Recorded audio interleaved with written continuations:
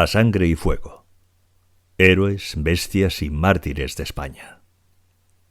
De Manuel Chávez Nogales. ¡Viva la muerte! Un capitán y dos tenientes iban y venían con ruido de sables y espuelas por los desiertos andenes de la estación. Al fondo, un pelotón de soldados apoyados en los fusiles. En la oficina de telégrafo, el tic-tac sincopado del Morse bajo la coacción del comandante. Afuera, en el cuenco negro de la noche, unas sombras que cruzaban las vías sigilosamente y se juntaban en la penumbra para preguntarse: ¿qué pasa? A la entrada de la estación, un sargento con varios soldados cortaba el paso a los viajeros que llegaban dispuestos a tomar el tren para Madrid y los obligaban a regresar a sus casas diciéndoles: «El tráfico está interrumpido». «¿Por qué?», inquirían. «Orden superior», era su única respuesta. Llegó un viajero importante que no se resignó con tan poco y logró hablar con el jefe de la fuerza. «¿Qué sucede, mi comandante?», le preguntó. «Que en Asturias los mineros han proclamado el comunismo libertario y el ejército, por orden del gobierno, se ha incautado de las comunicaciones ferroviarias para hacer abortar el movimiento. Los revolucionarios pretenden extender su acción destructora a toda España y se teme que llegue hasta Valladolid un tren de dinamiteros». El viajero aquel era un hombre de orden y se volvió a su casa felicitándose de la diligencia del gobierno y del celo del ejército. Entró un tren en agujas, por fin, pero no venía cargado de dinamiteros, sino de pacíficos y asustados viajeros. Un grupo de oficiales se acercó a la locomotora y se encaró con el maquinista. «Saluda como es debido», le dijeron. El maquinista, sorprendido, miró al grupo de militares, echó una ojeada al andén desierto, vislumbró el pelotón de soldados y, sin una vacilación, alzó el puño tiznado y gritó: «¡Viva el Frente Popular!». Un balazo en el pecho le hizo rodar desde la plataforma de la máquina al andén. Allí quedó boca abajo, con la mejilla pegada al suelo. Un hilillo de sangre le corría por la comisura de los labios. Le echaron por encima una arpillera. Los militares dieron órdenes para que fuesen tomadas las portezuelas de los vagones, y a los viajeros se les hizo descender. Se les alineó en el andén con los brazos en alto y luego se les internó en la ciudad. La estación volvió a quedar desierta. El comandante yendo ansiosamente al telégrafo, el capitán y los tenientes yendo y viniendo silenciosos y altivos por los andenes, los soldados bostezando sobre los fusiles. Afuera crecían rápidamente a favor de la oscuridad los grupos de obreros ferroviarios. En una casetilla de entrevías, un aparato de radio gritaba: «¡A las armas, ciudadano! ¡A las armas! El ejército se ha sublevado contra el poder legítimo de la República». Cada vez eran más nutridos los grupos de obreros que acudían a conocer las noticias que transmitían por radio desde Madrid el gobierno y los líderes del Frente Popular. Cuando los centinelas apostados en las vías denunciaron aquellas sospechosas concentraciones, los oficiales pusieron en movimiento la tropa y le hicieron avanzar en dirección a los talleres y depósitos de material donde se iban juntando los obreros. Al divisar el primer grupo, ordenó el capitán sin una vacilación: «¡Fuego!». Había comenzado la guerra civil.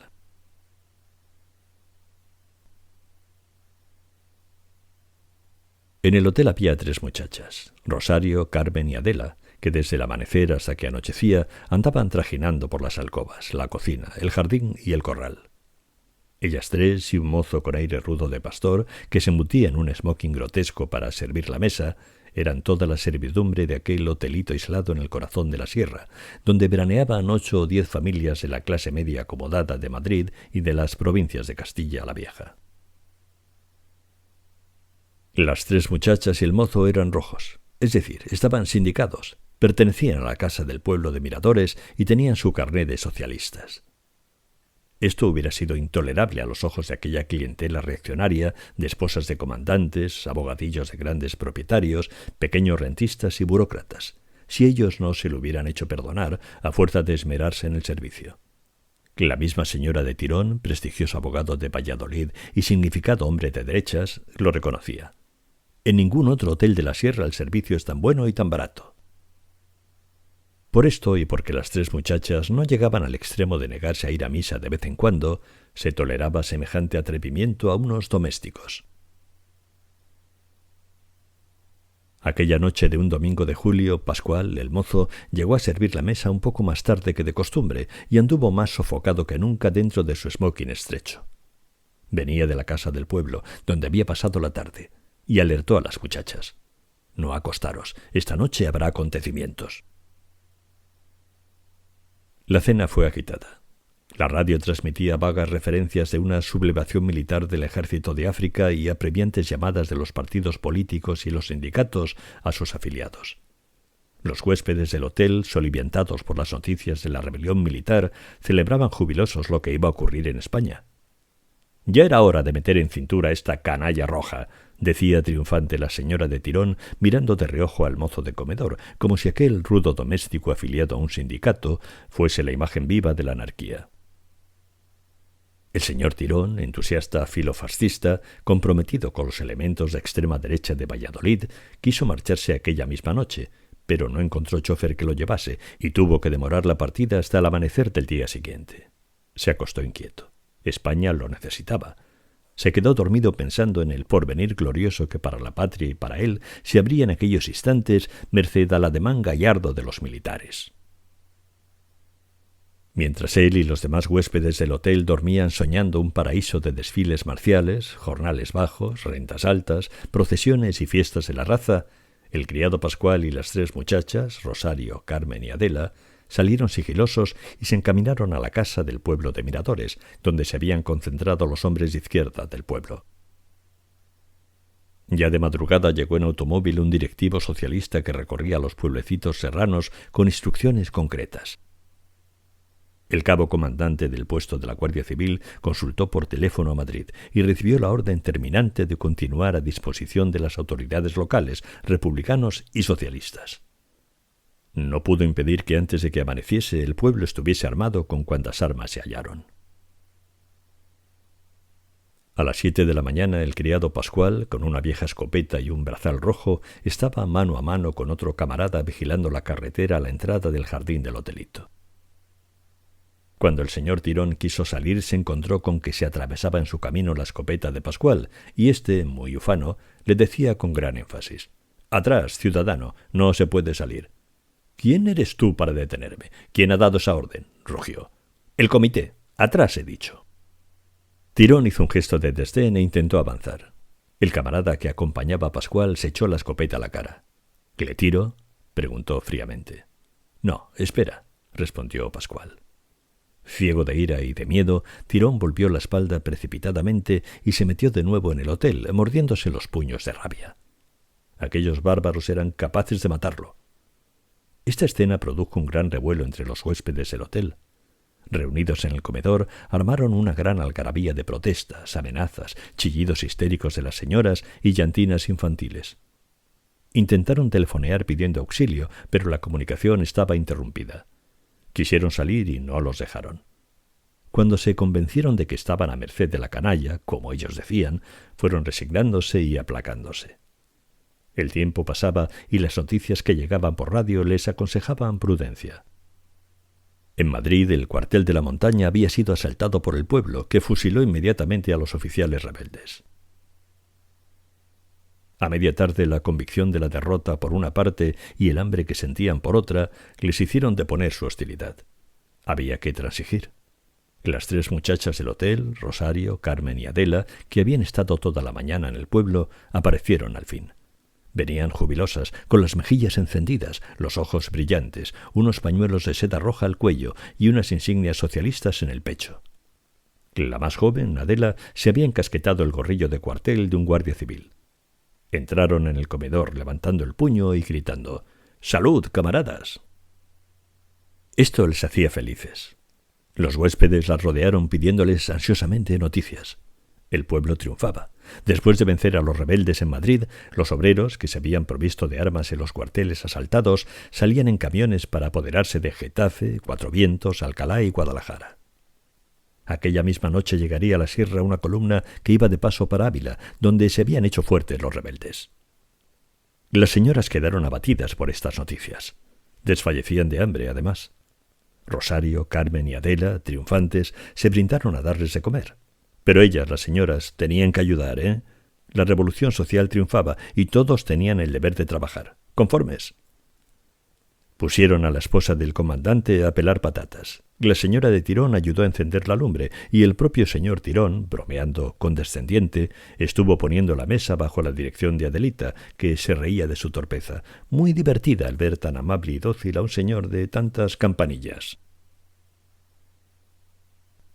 Después de la cena, ya de noche, volvieron el pesimismo y la indignación. Las 3 muchachas se marcharon otra vez a la casa del pueblo, y los huéspedes, furiosos y humillados, estuvieron discurriendo la manera de verse libres de aquella tiranía. El señor Tirón tenía un plan. Si conseguía salir del hotel, tal vez pudiera ponerse en contacto con elementos derechistas de Miradores y de los pueblos próximos, que, según sus noticias, estaban preparados a todo evento y habrían conseguido seguramente establecer contacto con los rebeldes. Se aventuró a salir por la puerta del corral burlando la vigilancia de los milicianos.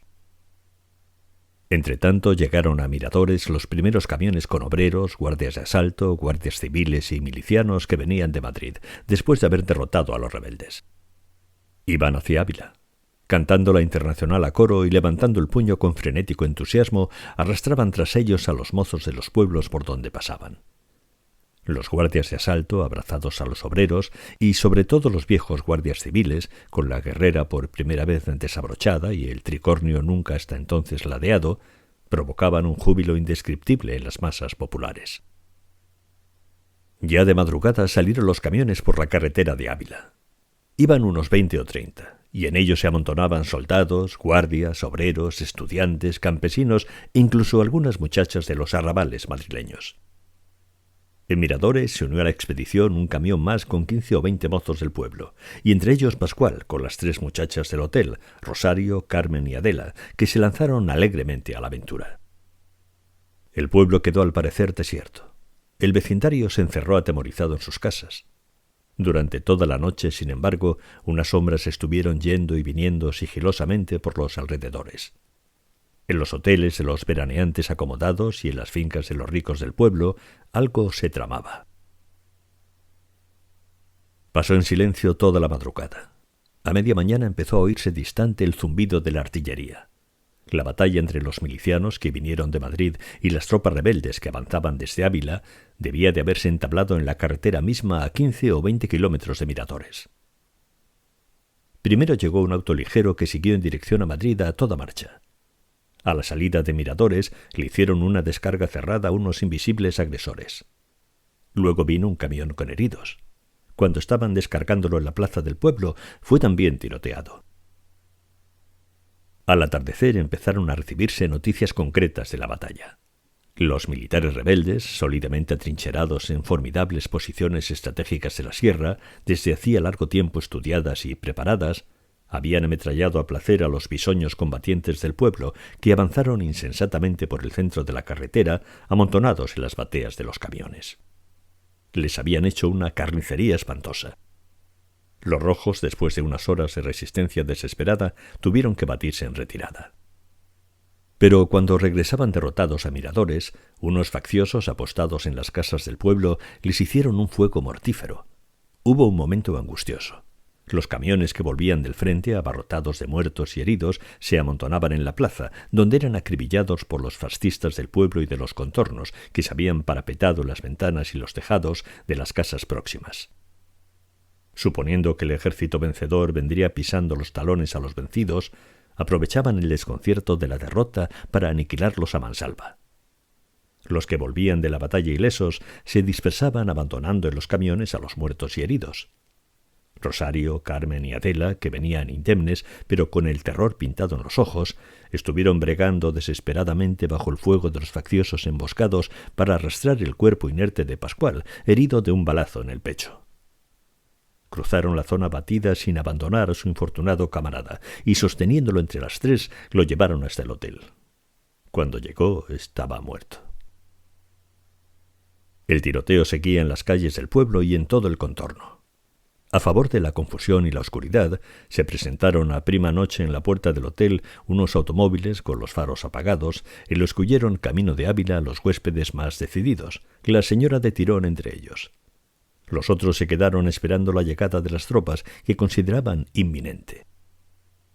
Rosario, Carmen y Adela, horrorizadas, velaban el cadáver del mozo que habían depositado en el suelo de la cocina. Los huéspedes, molestos por la presencia en el hotel de aquel muerto rojo, amenazaban a las muchachas para que se lo llevaran de allí antes de que llegasen las tropas. «Tenéis que llevaros eso de aquí, pues no faltaba más. Vendrán los militares y creerán que este hotel ha sido un nido de marxistas. Echarlo a la carretera», decían irritados. Pero los militares no llegaron. Después de derrotar a los republicanos, se quedaron sólidamente instalados en sus posiciones estratégicas de la montaña.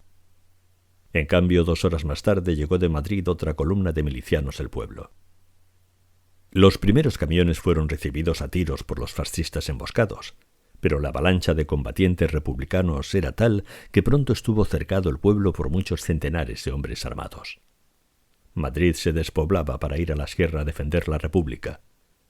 Hombres y mujeres, jóvenes y viejos, armados con fusiles que cogieron en los cuarteles, llegaban constantemente en decenas y decenas de camiones. La presión formidable de esta gran masa humana hizo saltar de sus parapetos y escondites a los facciosos. Fueron perseguidos como alimañas y muertos allí donde se les cogía. El cura del pueblo estuvo hasta el último momento haciendo fuego con su carabina desde una tronera del campanario. Cuando ya de día los milicianos consiguieron subir a la torre, se apoderaron de él, le voltearon y le lanzaron al espacio. Su sotana negra revoloteó un instante en el cielo blanquecino del amanecer como un pajarraco disparatado. El señor Tirón, que estuvo primero organizando la agresión junto con los caciques de los contornos y que luego tomó parte activa en la lucha haciendo fuego con un rifle sobre los camiones que llegaban cargados de milicianos, al ver perdida la partida, intentó huir por la carretera de Ávila. Le cortaron el paso las patrullas rojas y tuvo que refugiarse en las calles del pueblo. Pero temiendo que de un instante a otro le descubriesen y le matasen, como iban haciendo los milicianos con cuantos fascistas fugitivos encontraban, se encaminó al hotel, en el que entró sigilosamente por la puerta del corral que daba a la cocina. Al ver allí a Rosario, Carmen y Adela, se dirigió a ellas con ademán suplicante. «Por lo que más quieran en el mundo, no me delaten». Ellas le miraron con odio. «No me delaten, me asesinarían. Digan ustedes que no he salido del hotel en toda la noche. Díganlo, por sus madres».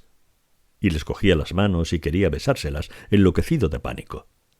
Rosario le apartó violentamente y, señalándole con ojos de loca el cadáver de Pascual, tendido en el suelo, le dijo: «Mira».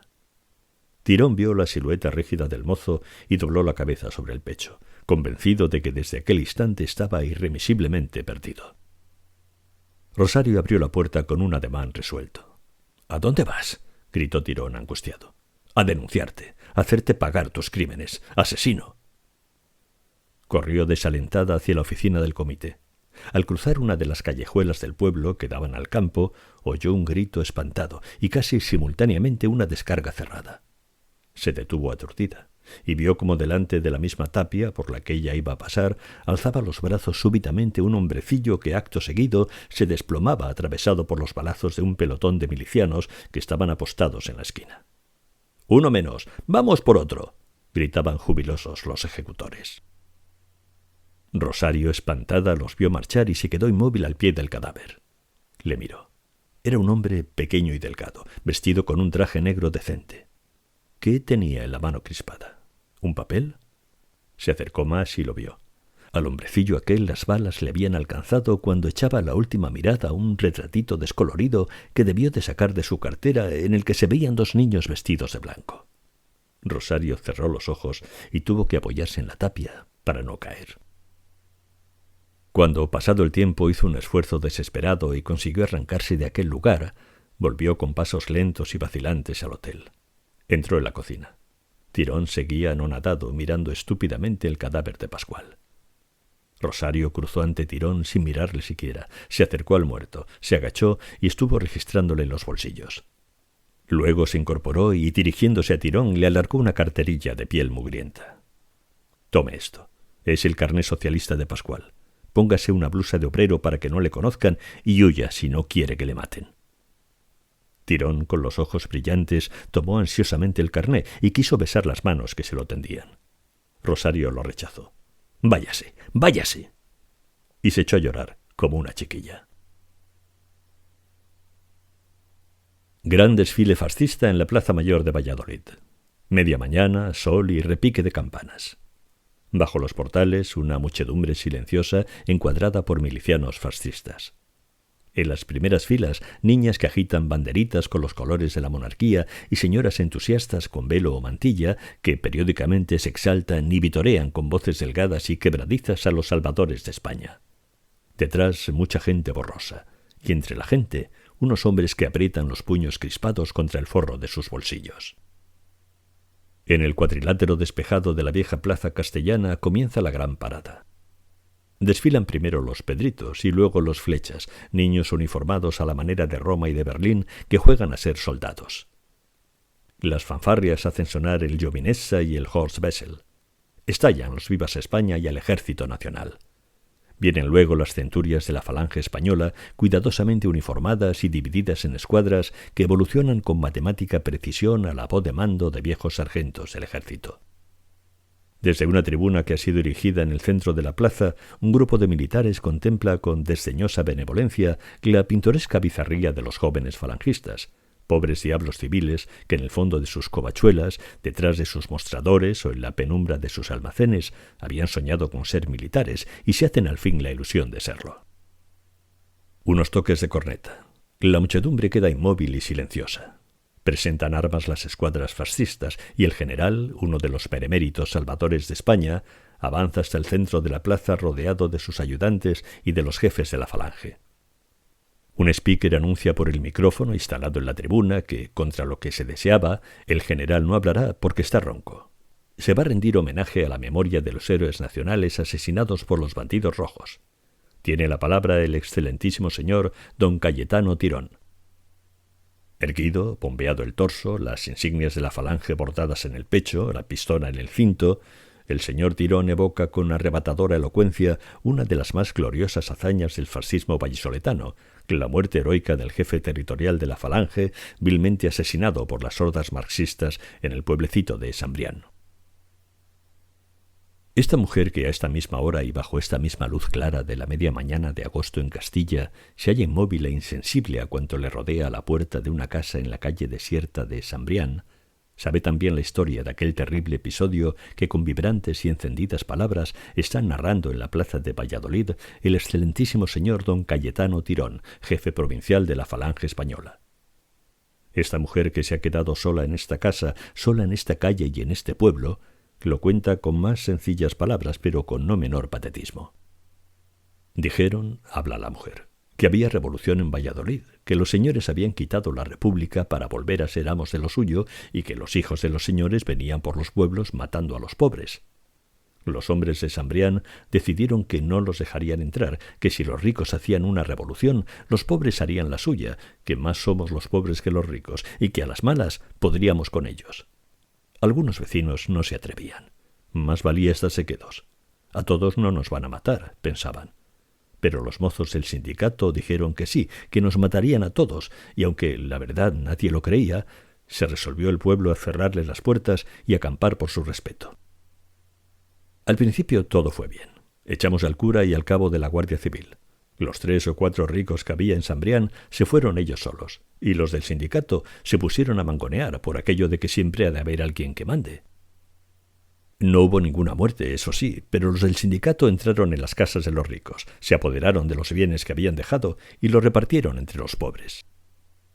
Estaba mal hecho, señor, y muchos infelices ni siquiera se atrevían a tomar lo que les daban. Pero a los pocos días, como temíamos, volvieron al fin los hijos de los señores, los señoritos. Venían en 3 o 4 automóviles y traían fusiles y pistolas. Para asustar al pueblo, entraron disparándoles sin ton ni son, a diestro y siniestro. Venían por la Tremenda, y por la Tremenda los recibieron los mozos del pueblo. Apostados en una esquina, los aguardaron con las escopetas echadas a la cara, y cuando los tuvieron a tiro, los achicharraron. Así cayó ese jefe de ellos, cuya vida tan cara hemos pagado. Venían matando, señor, ¿cómo querían ser recibidos? Los demás huyeron. Alguno iba mal herido. Los mozos del sindicato se quedaron muy ufanos, pero ya recelábamos que aquella muerte habíamos de pagarla, aunque nunca creíamos que nos la cobrarían tan cara. 8 o 10 días después nos dijeron que venían tropas de Valladolid. ¿Qué tropas, señora? ¡Qué tropas! No son peores los chacales. Al principio se les hizo resistencia. Nunca la intentáramos. Las máquinas que traían vomitaban fuego y plomo sobre el pueblo. Los hombres caían segados como mieses. No pudieron resistir y se fueron al campo para seguir luchando. Los que quedamos en el pueblo pusimos banderas blancas y nos encerramos en nuestras casas a esperar que llegasen las tropas. Ojalá hubiésemos luchado hasta el último instante de nuestras vidas. Aquellas tropas de moros y renegados fueron casa por casa rompiendo las puertas a culatazos y matando delante de sus mujeres y sus hijos a cuantos hombres encontraron, jóvenes y viejos, amigos y enemigos, buenos y malos, rebeldes y sumisos. No quedó uno solo. En Sambrián no quedó un solo hombre con vida.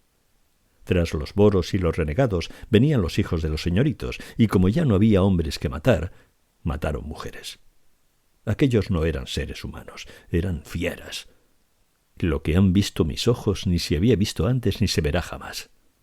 Aquella misma noche, entre el ruido siniestro de las descargas y los gritos ahogados de los que sucumbían, las pobres mujeres de Sambrián tomaron a sus hijos de la mano, estrecharon contra sus pechos a los más pequeñuelos y huyeron al monte aterrorizadas. Los centinelas tiraban al bulto contra aquellas sombras fugitivas. Alguna de ellas cayó atravesada por un balazo. Y hasta que fue de día, estuvo a su lado una criatura que lloraba la noche inmensa sin atreverse a soltar la mano crispada que, poco a poco, se le iba quedando fría entre los deditos tiernos. Huyeron todos, viejos, niños y mujeres. A los que no huyeron, los mataron. No quedó alma viviente en el pueblo. Solo yo. Desde aquella noche horrible no hay en Sambrián más ser vivo que yo. Mataron a mi hombre delante de mis ojos, huyeron mis hijos. ¿Para qué huir? Esperé a que me matasen también. No sé por qué no lo hicieron. A partir de entonces soy el único ser humano que habita este pueblo. Alguna vez, durante la noche, ha venido escondiéndose tal o cual madre o esposa fugitiva anhelando saber la suerte de los suyos. Cuando recorren estas calles y estas casas vacías y en silencio, cuando comprueban espantadas que no queda alma viviente, huyen otra vez aterradas. Solo yo estoy aquí para llorar y rezar por todos. Una clamorosa ovación subrayó las últimas palabras del excelentísimo señor don Cayetano Tirón, encargado de rendir homenaje a la memoria del jefe territorial de la Falange Española, vilmente asesinado en Sambrián, y de cantar la gloriosa acción del Ejército Nacional que liberó al fin al país de la tiranía de los bandidos rojos. Aplausos, felicitaciones, saludos, taconazos, vítores, música de charangas y brillante desfile. Los falangistas recorrían después las calles de Valladolid formando grupos que se enardecían repitiendo triunfalmente su grito de guerra. ¡Viva la muerte! ¡Viva la muerte! La gente circulaba pacíficamente por calles y plazas. Los cafés y las cervecerías estaban repletos. En el salón de una de ellas, donde tenía su tertulia la plana mayor del fascismo, iban reuniéndose los jefes de la Falange una vez terminada la patriótica ceremonia. Allí llegó Tirón, triunfante después de pronunciar su elocuente discurso. «Así se habla», le dijo Paco Citroën, un señorito madrileño achulapado y gracioso, típico espécimen de la casta, que se vanagloriaba de haberse batido como un jabato en la sierra durante los primeros días de la rebelión, y de eso vivía. Era Paco Citroën un curioso producto de Celtiberia, que cifraba todo su orgullo en ser más cerril e incomprensivo de lo que en realidad era. Su gran devoción era el casticismo. Estaba con los fascistas porque eran unos tíos castizos, y su grito de guerra era «Los extranjeros son muy brutos. ¡Viva España!». Un curioso ejemplo de inferioridad nacional le hacía reaccionar salvajemente contra todo lo que no fuese típicamente español, con una delirante xenofobia que le llevaba cuando estaba un poco borracho a dar gritos incongruentes de «¡Viva el cocido y muera el Foreign Office! ¡Muera la gimnasia sueca y vivan los toros! ¡Abajo los cuartos de baño y las piscinas! ¡Viva el olor a sobaco! Me gustan gordas y abajo el masaje». Este Paco Citroën es un bárbaro, pero muy buen patriota, comentaban oyéndole unos intelectuales escapados de Madrid, profesores y periodistas que se habían puesto al servicio del fascismo y se reunían tímidamente junto a los jefes de Falange. Otro de los personajes de la tertulia era un jefe de centuria, antiguo camarero de café apodado el Cabezota, muy popular en Valladolid por sus viejas luchas contra los sindicatos, quien, comentando con aire socarrón el discurso de la plaza, decía: «Lo de Sambrián fue tal y como usted, señor Tirón, lo ha contado. Yo estuve allá, Y si no fue así, tendrá que venir algún vecino del pueblo a rectificarnos. Pero esté usted tranquilo, señor Tirón. Para eso nos tomamos nosotros el trabajo de que no quedase ni uno solo que pudiese contarlo. Tirón, que sabía a qué atenerse respecto de la verdad histórica y la verdad verdadera, sofisticaba. El hecho en sí poco o nada importa. A la historia lo que le interesa es su sentido, la significación histórica que pueda tener. Y esa no se la dan nunca los mismos protagonistas, sino los que inmediatamente después de ellos nos afanamos por interpretarlo. Es decir, ¿que me va usted a contar a mí que estuve allí lo que pasó en Sambrián? Saltó Paco Citroën. Y tú, Paco, reconocerás que aquello fue tal y como yo lo cuento y no como tú aturdidamente hubieras creído. Tú estuviste allí, pero para enterarte de lo que pasó te faltaba perspectiva histórica. Paco iba a decir una grosería, pero se calló. Aquella misma tarde llegaban a Valladolid los restos de una bandera del Tercio que llevaba ya varias semanas luchando en los alrededores de Madrid y venía relevada a descansar y a cubrir bajas. Los legionarios hicieron su entrada en la capital castellana con uno de sus bizarros e impresionantes desfiles. Atravesaron las calles marcando el paso con mucho braceo y pidiendo palmas, como los toreros. Traían los cuellos desabrochados y los brazos remangados. Sobre la camisa llevaban algunos con mucha ostentación los grandes escapularios que con la inscripción de «Detente» les habían regalado las damas piadosas de Castilla. Uno de ellos, más espectacular aún, llevaba la camisa desgarrada y sobre la piel desnuda del pecho se había pegado el milagroso «Detente». La gente pacífica y cobarde de la ciudad veía pasar con embeleso a los famosos guerreros de la Legión, cuya legendaria ferocidad provocaba una extraña sensación de miedo y seguridad. Para acentuar esta impresión terrorífica, los legionarios, entre otras pueriles demostraciones, habían sustituido el asta de su bandera por una hecha con tibias de seres humanos engarzadas, y aquel lairón macabro escalofriaba a los tenderos, los oficinistas, las muchachitas y los niños. Estos, sobre todo, seguían con los ojos muy abiertos al imponente abanderado de la Legión, con el anhelo de que los dejase ver de cerca y tocar aquellos huesos humanos que debían de suscitar en sus imaginaciones infantiles quién sabe qué lucubraciones. Terminado el desfile, los legionarios se repartieron por las calles, los cafés y las tabernas de la vieja ciudad castellana, por la que iban difundiendo vanidosamente sus hazañas. Un grupo de oficiales de la Legión fraternizaba con los jefes fascistas en la tertulia de la cervecería. Los recién llegados relataban los últimos triunfos del Ejército Nacional. En la sierra se habían hecho considerables progresos. El día anterior, los legionarios habían entrado por fin a la Bayoneta en uno de los pueblecitos serranos que más encarnizada resistencia había ofrecido: Miradores. Tirón, cuando oyó este nombre, Miradores, bajó la cabeza y sintió un súbito malestar. Su tez amarillenta de hepático se oscureció y un mal sabor angustioso le subió a la boca pastosa.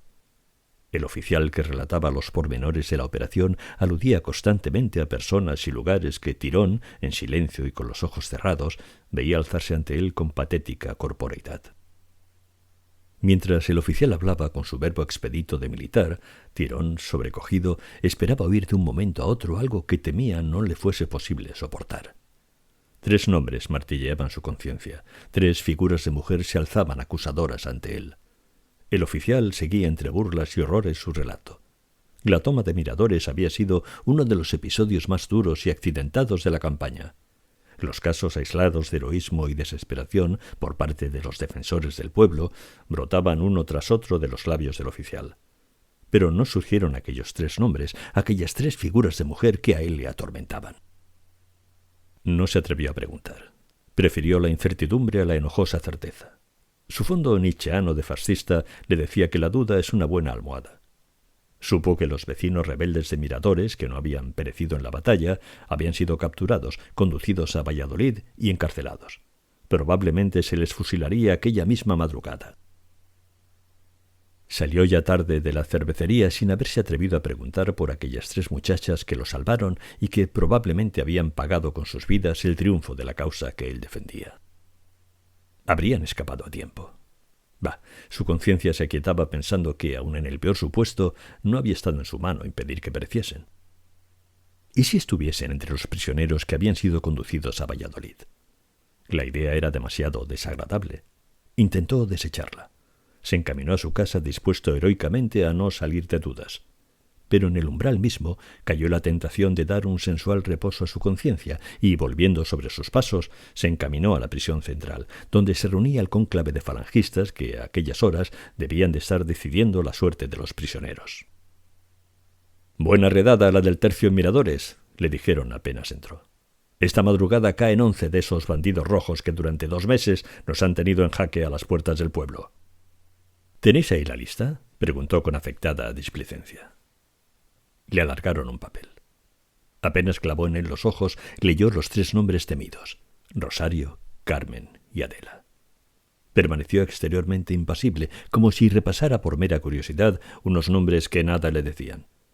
Sintió que pasaba el tiempo, que dentro de sí mismo algo se rebelaba y pugnaba por salir, que sus insensibles compañeros seguían entretanto charlando y fumando indiferentes, y que él, angustiosamente sacudido por aquella repulsión interior, permanecía estúpidamente inmóvil con aquel papel que ya nada podía decirle ante los ojos. Creyó que al fin iba a reaccionar enérgicamente y sintió que un movimiento generoso que arrancaba del fondo de su ser estaba a punto de irrumpir triunfalmente en aquel ambiente horrendo. Pero era poco hombre para tan gran empeño. La voz se le quebró en la garganta, se le heló la sangre en las venas y aquel ímpetu vital naciente quedó pronto aniquilado. En vez de lanzarse bravamente a la lucha para arrancar de la muerte a aquellas 3 mujeres a las que debía su propia vida, se limitó a preguntar con tímido acento: «¿Y estas 3 mujeres?» «Las peores, con 100 vidas no pagaban», le contestaron. «No será tanto», aventuró.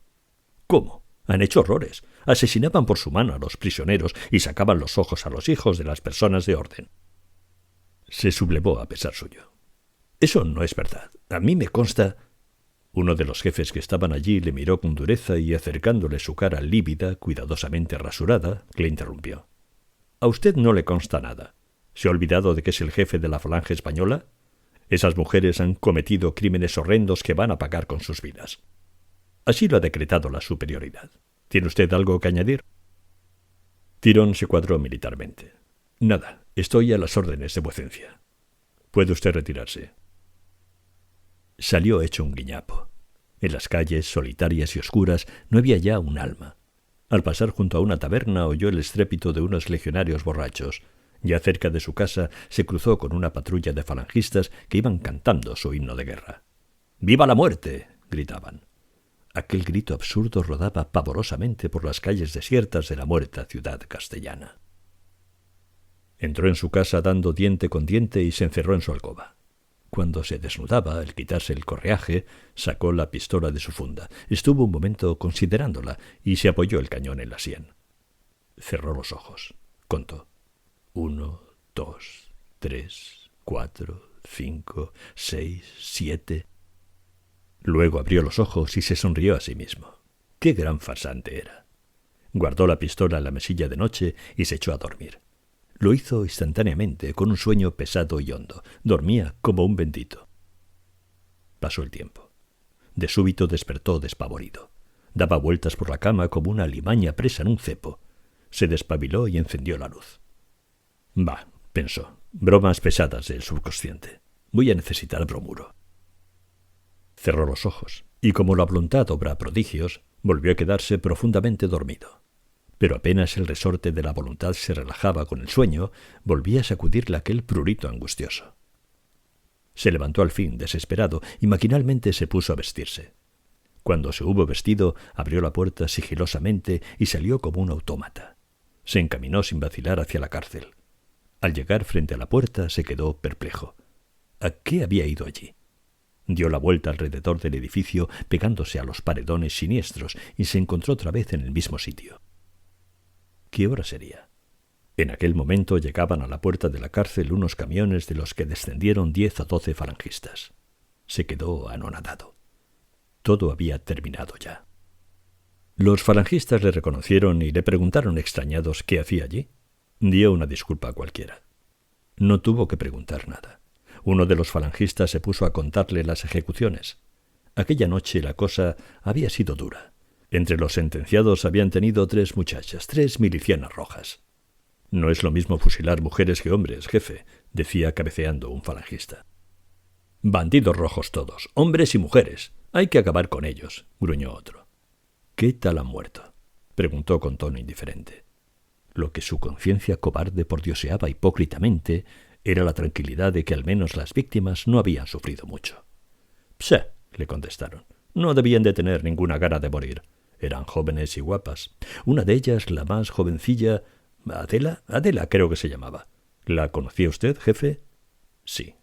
Pues esa Adela, aunque era muy poquita cosa, iba muy firme. Hasta se sonreía.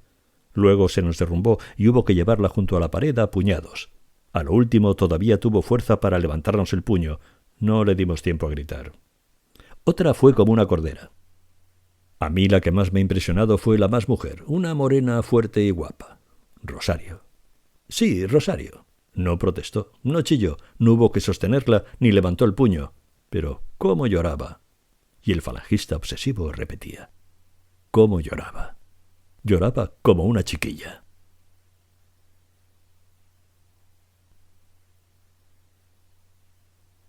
Audioclásicos.com